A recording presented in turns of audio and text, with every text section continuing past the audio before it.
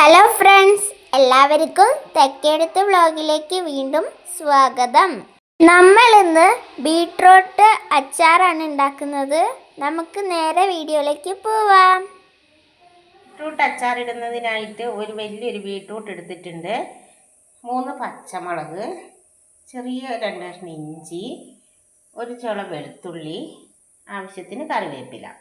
ഇതെല്ലാം നമുക്ക് വൃത്തിയാക്കി എടുക്കാം. ബീട്രൂട്ട് തൊലി ചെത്തി കഷ്ണങ്ങളാക്കി ചോപ്പറിലിട്ട് അടിച്ചെടുക്കാം. വെളുത്തുള്ളി നന്നാക്കി അരിഞ്ഞെടുത്തു, പച്ചമുളക് അരിഞ്ഞു വെച്ചു, കറിവേപ്പില, ഇഞ്ചി ചെറിയ കഷ്ണങ്ങളാക്കി അരിഞ്ഞു വെച്ചു, ബീട്രൂട്ട് ചെത്തി കഴുകി വലിയ കഷ്ണങ്ങളായി അരിഞ്ഞു വെച്ചു. ഇതിന് നമുക്ക് ചോപ്പറിലിട്ട് അടിച്ചെടുക്കാം. അതിലേക്ക് ഇട്ട് കൊടുത്തു. ഇതിന് നമുക്ക് 2 വലി വലിക്കാം. അങ്ങനെ നമ്മുടെ ചോപ്പറിലിട്ട് 4 വലിയും വലിച്ചപ്പോൾ ബീട്രൂട്ടെല്ലാം ഇതുപോലെ ചെറുതായി അരിഞ്ഞു വന്നിട്ടുണ്ട്. ഇനി നമുക്ക് ബീട്രൂട്ട് അച്ചാർ ഇടാൻ വേണ്ടിയിട്ടുള്ള മെയിനായിട്ടുള്ള അച്ചാർ പൊടി റെഡിയാക്കാം. ഞാൻ അച്ചാർ പൊടി വേറെ ഒന്നും മേടിച്ചതൊന്നും ഉപയോഗിക്കുന്നില്ല. ഇന്നാണ് ഞാൻ ഉണക്കമീൻ അച്ചാറിട്ടപ്പോൾ ഈസ്റ്റേൻ്റെ പൊടി ഇട്ടു. അപ്പോൾ എനിക്കൊരു കമൻറ്റ് വന്നു, മായം ചേർന്ന അച്ചാർ പൊടിയാണ്. അപ്പോൾ അത് മാനിച്ച് ഞാൻ വേറെ അച്ചാർ പൊടി ഒന്നും എടുക്കണില്ല. ഞാൻ സ്വന്തമായിട്ട് അച്ചാർ പൊടി ഉണ്ടാക്കുക. ഒരു പാൻ വെച്ച് അതിലേക്ക് ഒരു ചെറിയ കഷ്ണം കായ ഇട്ടിട്ടുണ്ട്. എൻ്റെ അടുത്ത് കട്ടക്കായ ആയതുകൊണ്ട് ഞാൻ ചട്ടിയിലേക്ക് നേരിട്ട് ചൂടാക്കി പൊടിക്കാൻ വേണ്ടി.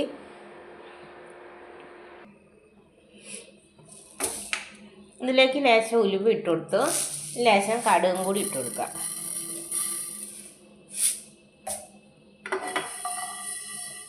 ഇനി നമുക്ക് നന്നായി വറുത്ത് പൊടിച്ചെടുക്കാം. കുറച്ച് നല്ലെണ്ണ ഒഴിച്ചു കൊടുത്തു. എണ്ണ ചൂടായി കടുക് ഇട്ട് കൊടുക്കാം.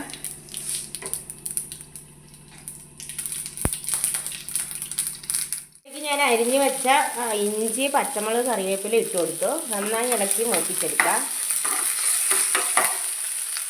പച്ചമുളകും വെളുത്തുള്ളിയും ഇഞ്ചിയൊക്കെ നന്നായി മൂത്ത് വന്നിട്ടുണ്ട്. ഇതിലേക്ക് നമുക്ക് ബീട്രൂട്ട് ഇട്ടു.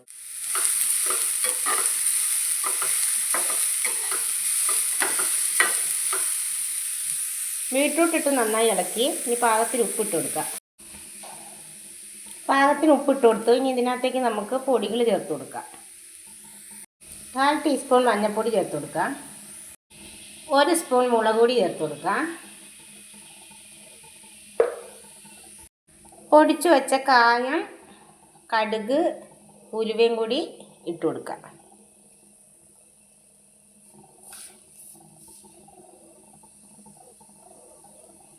ഇനി നന്നായി ഇളക്കി മൂടി വെച്ച് ഒന്ന് വേവിച്ചെടുക്കാം.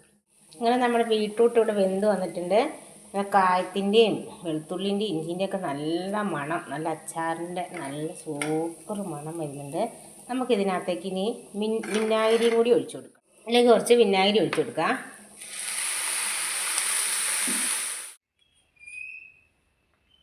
പിന്നെ പാവയ്ക്ക് വെച്ചിട്ടൊക്കെ നമുക്കിതുപോലെ അച്ചാർ റെഡിയാക്കാവുന്നതാണ്. അച്ചാർ പൊടി ചേർക്കുന്നവർക്ക് അങ്ങനെ ഉണ്ടാക്കാം, അല്ലെങ്കിൽ ഇതുപോലെ അച്ചാർ പൊടിയൊക്കെ ഉണ്ടാക്കിയിട്ട് അങ്ങനെ ഉണ്ടാക്കാം. എല്ലാവരും ഇതൊന്ന് ചെയ്തു നോക്കണം. ലൈക്ക് ചെയ്യണം, ഷെയർ ചെയ്യണം. ഇതുവരെ ചാനൽ സബ്സ്ക്രൈബ് ചെയ്യാത്തവർ സബ്സ്ക്രൈബ് ചെയ്യണം. പുതിയ വീഡിയോ ആയിട്ട് വീണ്ടും വരുന്നതായിരിക്കും. Bye bye.